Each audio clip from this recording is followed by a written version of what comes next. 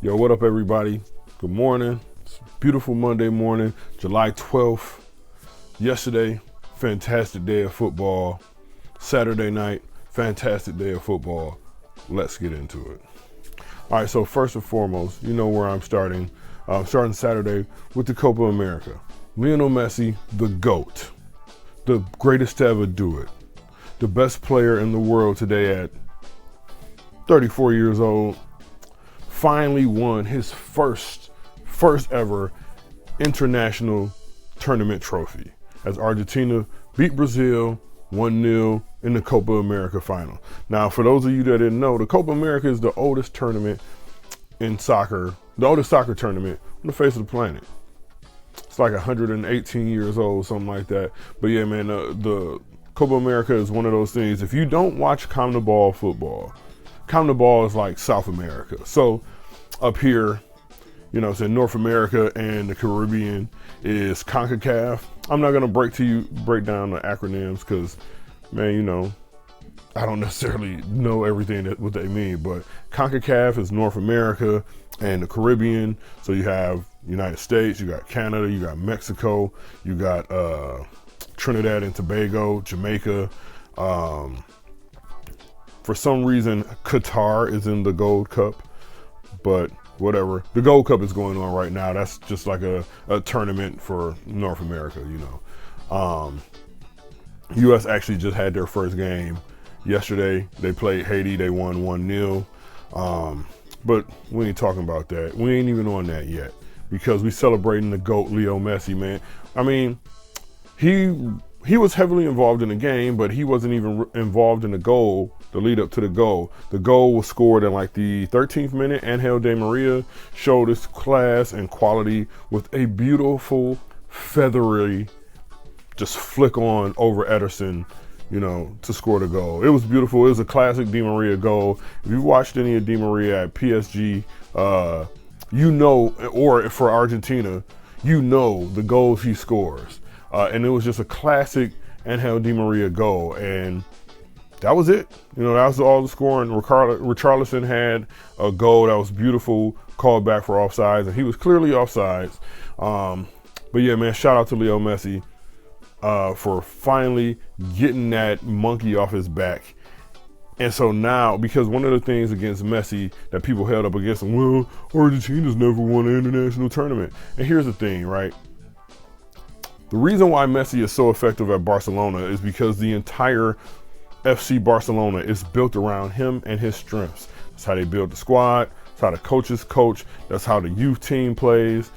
Everything is set up for Leo. And I'm actually listening to Another Way of Winning by Guillaume Balaguer, which is a deep dive on Pep Guardiola at Barcelona when he first started his coaching career, and he built the squad around Leo. You know, that's one of the reasons why Samuel Eto'o wanted to leave. That's why Zlatan Ibrahimovic didn't work. That's why, you know, Ronaldinho got shipped out because he was a bad influence, and others, but he was a bad influence on Leo, and they didn't want to have that. And just one of the things, man, just listening, because I'm listening to the audio book. But just his passion for football, like all he wants to do is play football. And if you take it away from him, he is apparently the worst person in the world to be with, or be around. And you never sub him off. You know, it's kind of crazy that it's like, that's one of the chapters that I just got past, talking about how Pep dealt with Leo, in the early years. And how Leo's a quiet, gentle guy, and all he wants to do is play football, you know, so don't take that away from him. But anyway, man, shout out to Leo, Argentina. I actually had picked Brazil to win the tournament just because, you know, Neymar and like the rest of they got a lot of, their squad is deep. Brazil's is. But I mean, Argentina has a pretty deep squad too. You know, you had a bunch of like high level players playing in the Copa America Final. So I was because I was watching the game in Chile, so I was just like, man, I wonder how many of those guys I can name on Brazil's team. Just looking, like, just guess. It was probably about 8. And for Argentina, I probably guess like, 5 or 6. Of course, the man, the myth, Gianni Lo Celso, who my Spurs, he was in the game playing Paredes from PSG. He had the beautiful cross to set up Di Maria's goal. But yeah, man, that's Copa America. Let's get into the real action of the weekend. It was coming home. Football was coming home. And Casper Schmeichel let us know, like, hey, man, when has football ever been home? You know what I'm saying? When has it ever been, talking about England? But nope, it's coming to Rome. Italy, with the shock win. No, it's not shock because I called it. I picked Italy to win the tournament after Belgium went out. And they looked like the best team in the entire tournament. Hands down, really no excuse, nothing else to say. Italy looked like the best team in the entire tournament. Fair play to England for going all the way to the finals, because this was their first time in an international tournament final since 1966. So I understand the pain of being an English football fan right now, the fan of the national team. The USA, doesn't really do much. But also, I'm a Detroit Lions fan, so I understand that pain of looking like it's just in your grasp and then taken out of your reach, man. So fair play to England. But this game was incredible. This is the most nervous I've ever been watching a game. I was at my buddy Brendan's house watching it, and it was just like England got that first goal so early. And then when you watch the rest of the first half, Italy controlled the game. And I wasn't necessarily rooting for Italy to win. I was more so rooting for England to lose because their pundits, the fans,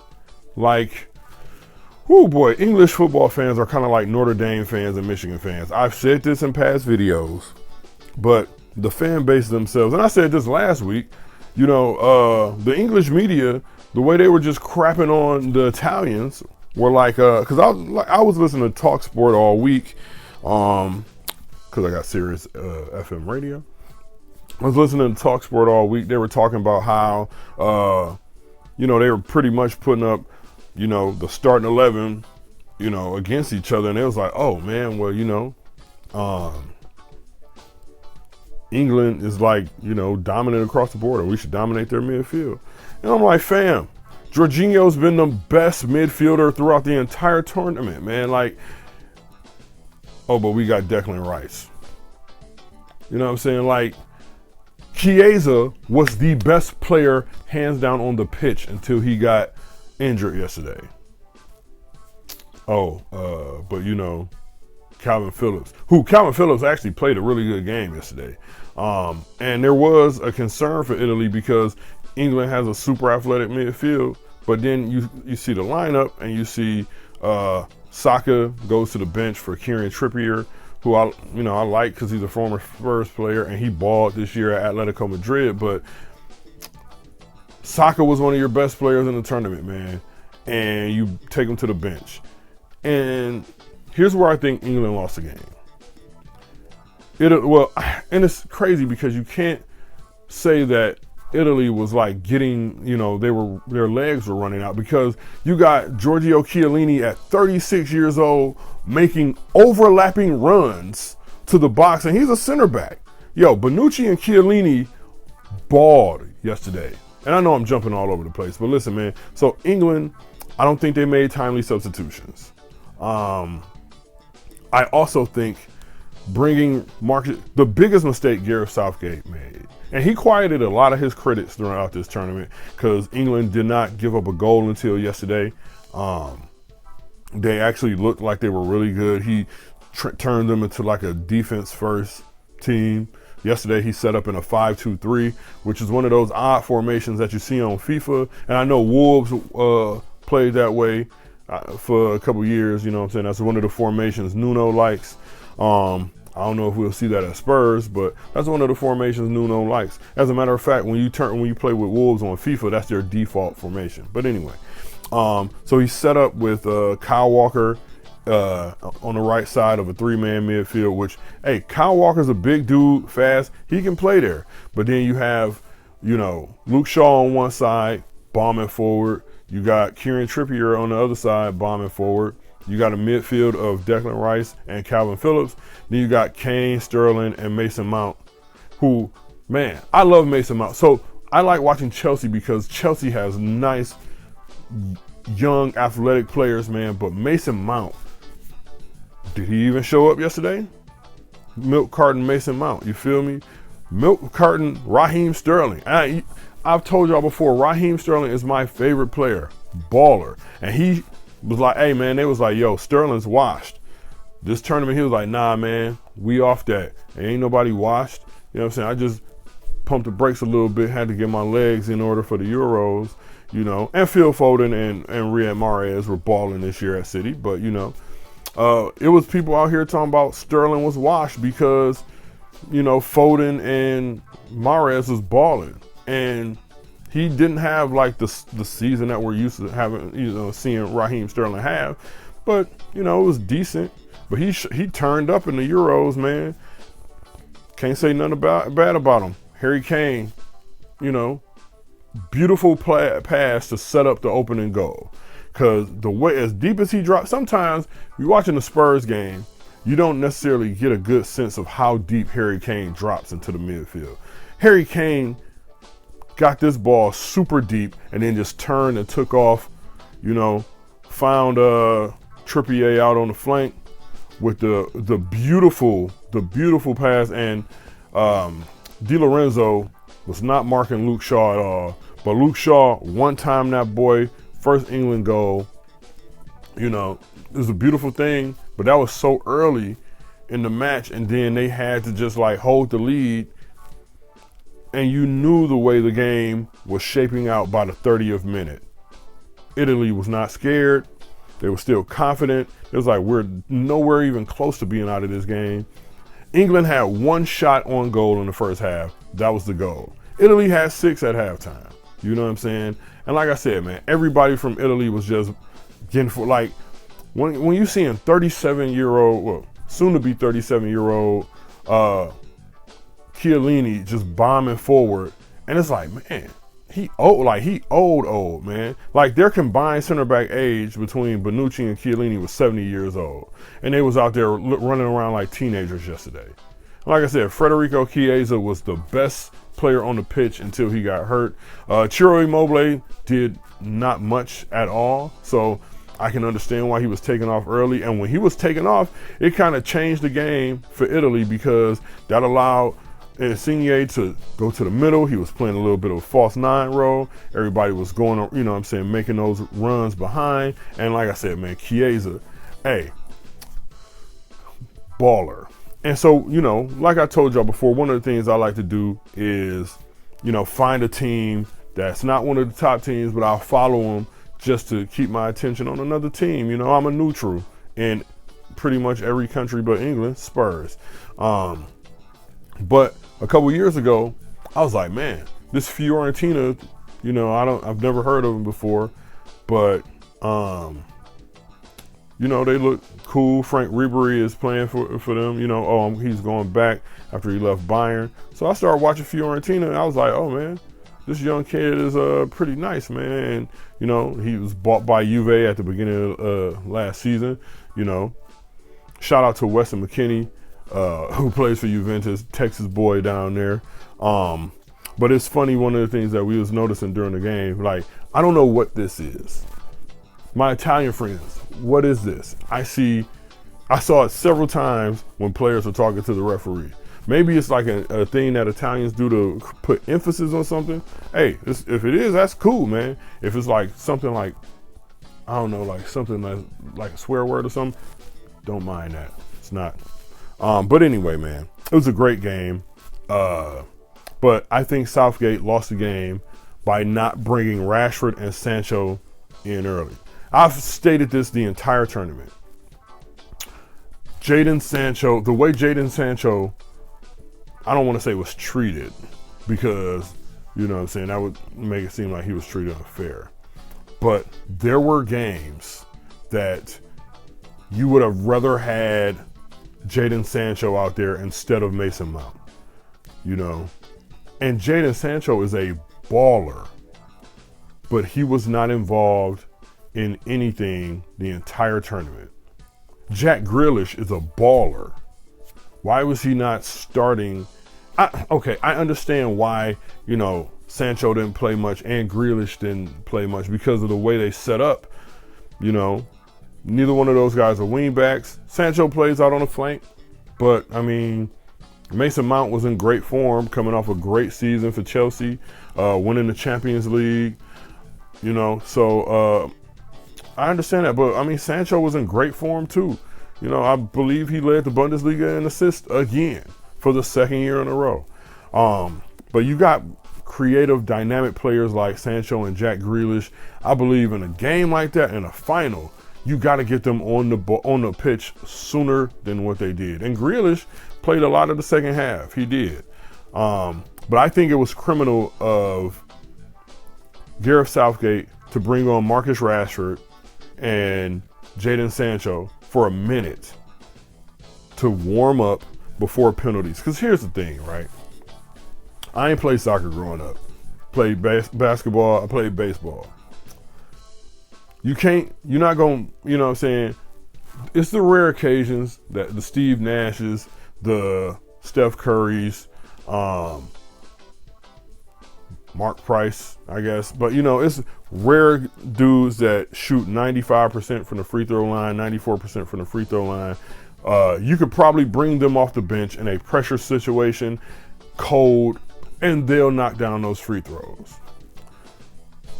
Marcus Rashford and Jadon Sancho being brought on in the last 2 minutes of extra time only so they could take penalties was ridiculous because they're cold.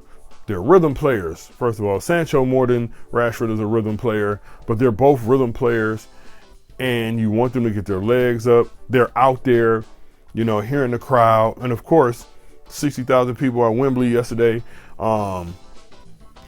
They're gonna, you know, that's a big moment. Penalties in a Euro final when you ain't won nothing since 1966.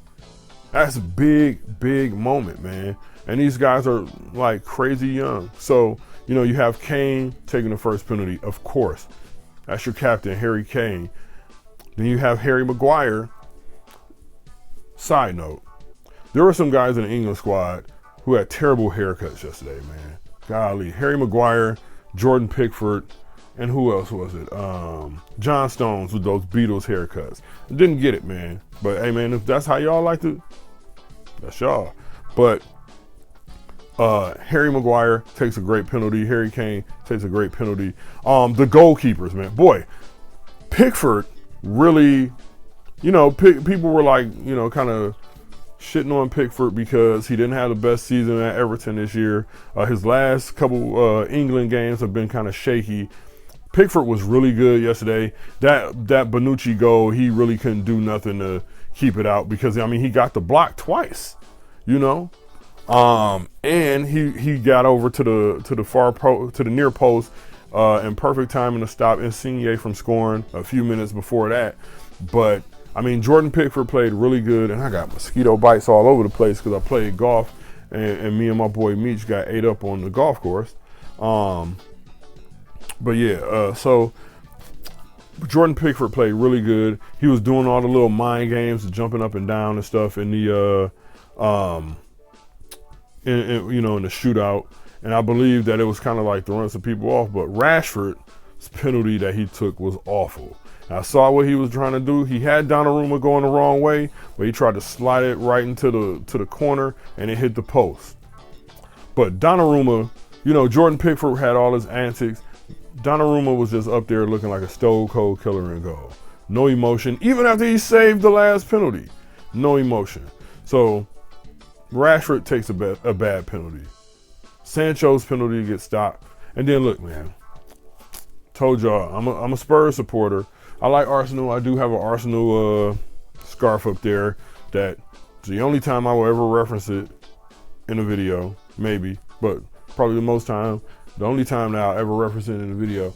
I like some of their young guys. I like a lot of their young guys. I love Bukayo Saka because he was thrown in with the Wolves last season, and he performed great. They was playing him at left back, but he's played left back, left wing back, right wing back, left winger, you know what I'm saying? And he's 19 years old. He's a teenager. And he's taking your 5th penalty, the 5th and last one. Why would you put a teenager in that spot? You got Raheem Sterling out there, a grown man. Let him take the penalties. You got Jack Grealish, who is a Premier League captain. Throw him, let him take a penalty. But I was watching some of the English media, and they said that he hasn't taken a penalty for Aston Villa in 2 years. So that's something, that probably needs to be addressed by the time he makes a move somewhere.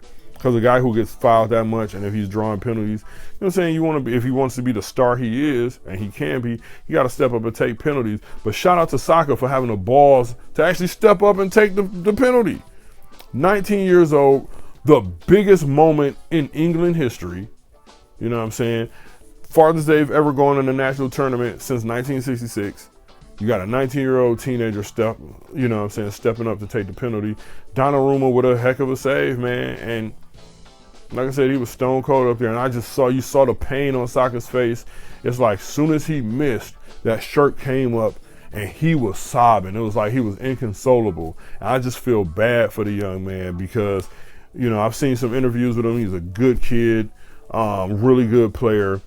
And I hate the fact that, already, like almost as soon as the game was over, Sancho, Rashford, Saka with the racial abuse, man. And it's just like, of course, the shitty English fans are gonna, go right in that direction. It's uncalled for, it's unacceptable. And of course, they're not gonna talk about all the great things that those guys do in the community. It's because they were thrown under the bus by their coach. And now you got banana emojis, monkey emojis, Saka was having like people saying, I wish you would die, stuff like that on his Instagram. I don't understand why these players have social media that's like, not private. I just don't. Marcus Rashford has raised over $200 million for, unfortunate kids during the pandemic. Jadon Sancho using his, his own money, opening up pitches all over London for kids to have access to play. Saka doing the same thing. And it's just like, if you are racially abusing a player after a game in a sport which doesn't have any bearing on real life, you are a loser. Simple and plain. But Marcus Rashford, Jadon Sancho, Bukayo Saka, I love y'all. Even though y'all don't play for the teams that I support, man, I love you guys. I love what y'all doing, the work that y'all doing. Y'all absolute ballers, man. I see that, man. So, man, much love to you guys from the NoName Football Show. You won't have none of that negativity coming from me here because, listen, man, I understand it's a game, and I understand that you guys are put in a unfortunate position.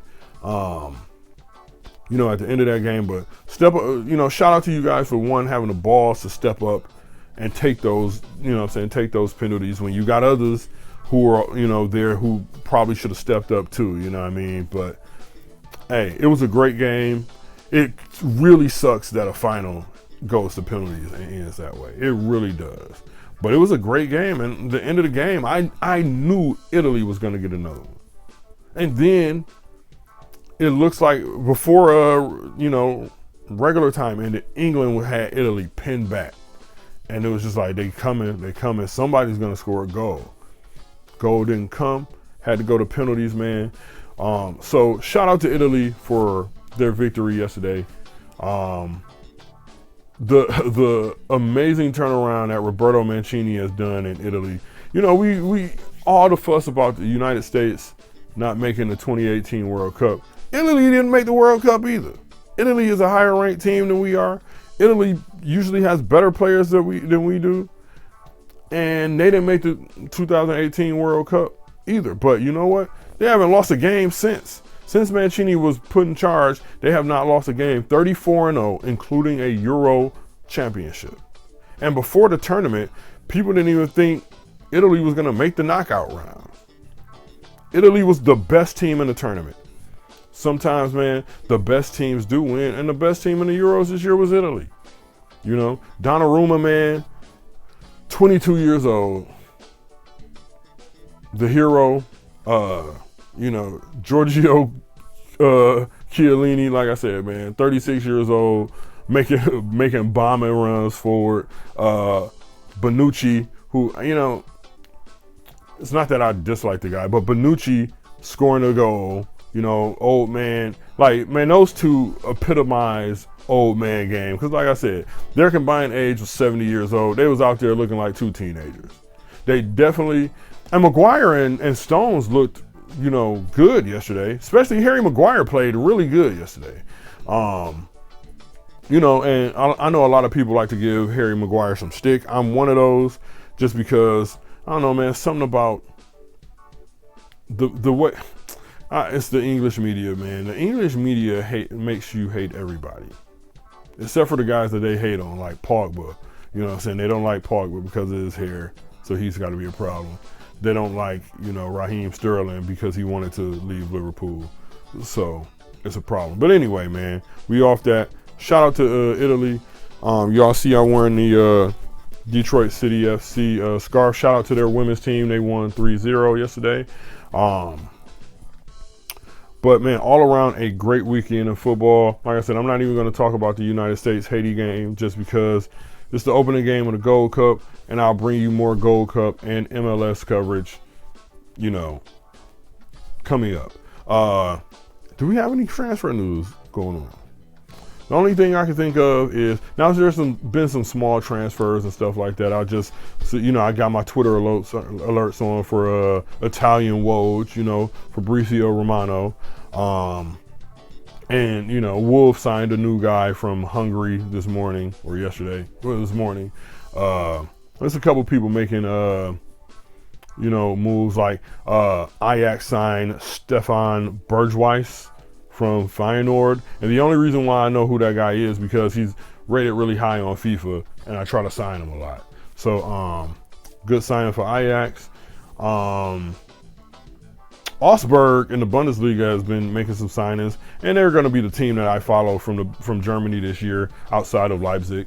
But yeah, man, you know, good weekend of football. Like I said, man, Copa America. Trinidad and Tobago tie-in Mexico 0-0. Man, what's going on with Tata Martina's squad, man? Who knows? Efra Alvarez is now cap-tied to Mexico, so that's a good dual national that we missed out on. He's a really good player, but, you know, it is what it is. The United States has a very good player pool, a very big player pool to choose from. And that goal last night was scored by Sam Vines, who left back for Minnesota United.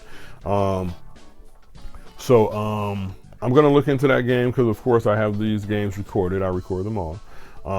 And so I'm going to look into that game just to watch it and see what I liked, what I didn't like.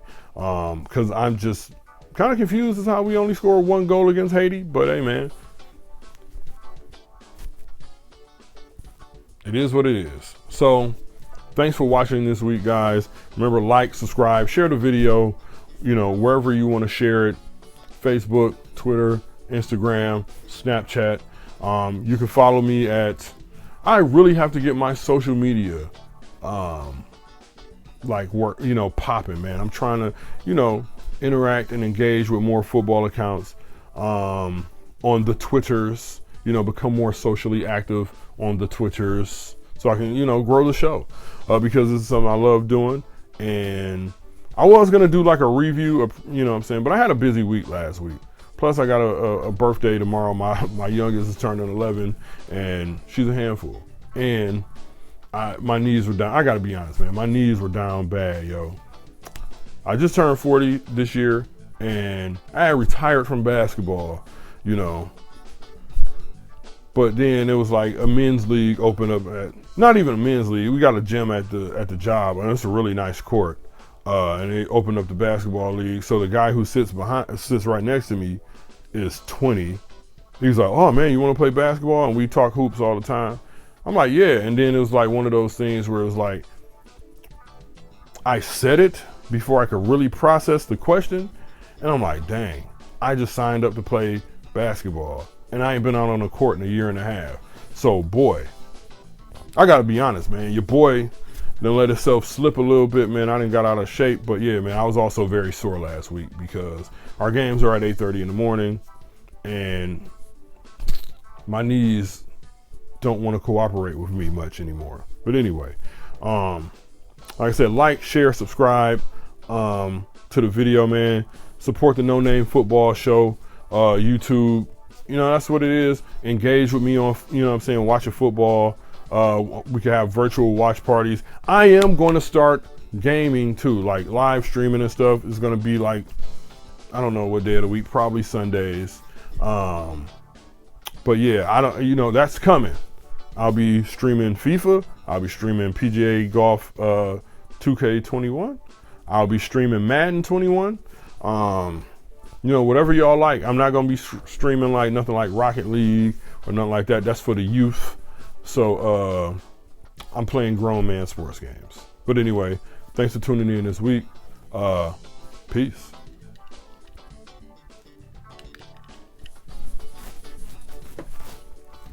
Oh, I'm still recording.